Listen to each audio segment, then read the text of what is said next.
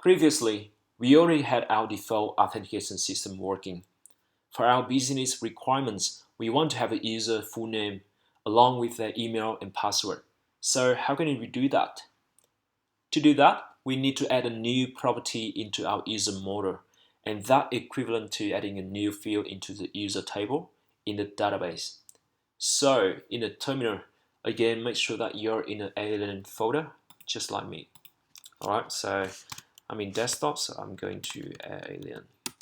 Okay, so I'm in the alien folder. Now I'm going to type Rails generate migration add full name to user, and we're going to add full name and the type is string. The syntax explains itself. Remember, Rails is about convention.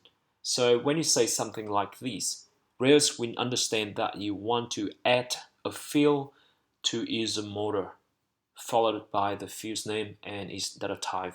So in this case, the field's name, full name, and the data type is string.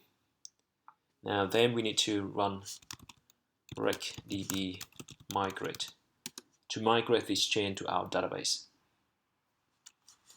Sorry, recdb migrate. Awesome.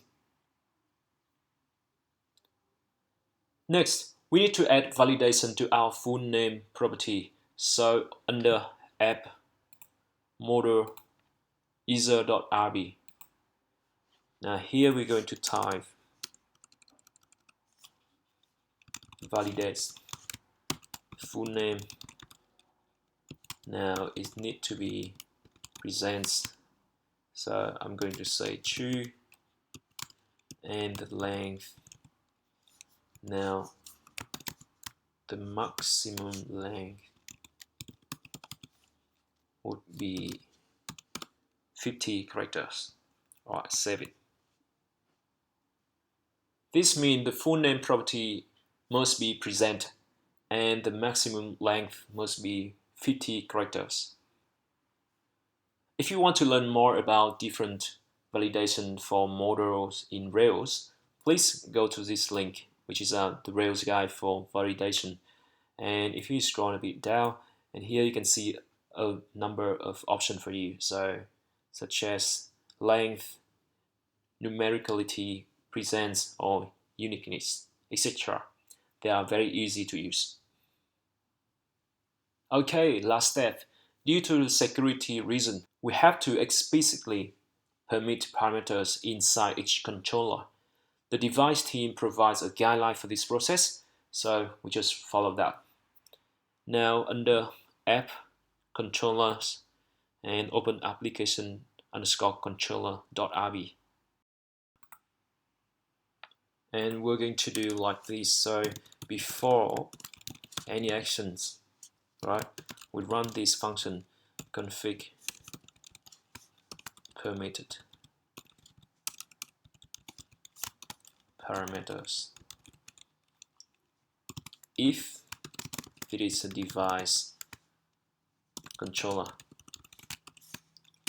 Now we need to declare this one protected for and the def. I'm going to use this.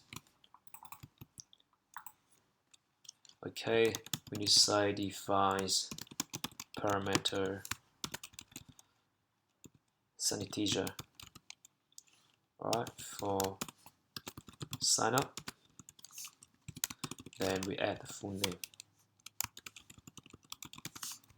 We're going to do the same thing for the account update. Alright, so there are only two places that we need to add a full name field. They are in the sign up page and in the account update page where you update the information of the user. If you have another custom page where you need to add a full name, just do exactly the same thing here. Alright, so before any action, if that device controller, then we need to call this one to check. Okay, that's simple as that. Alright, that's it for this session. So in this session, you learn how to do the custom field for the device object, which is very useful and handy. Next session will be a bit longer because we will customize our existing views with a new field and a bootstrap style sheet. And I'll see you then.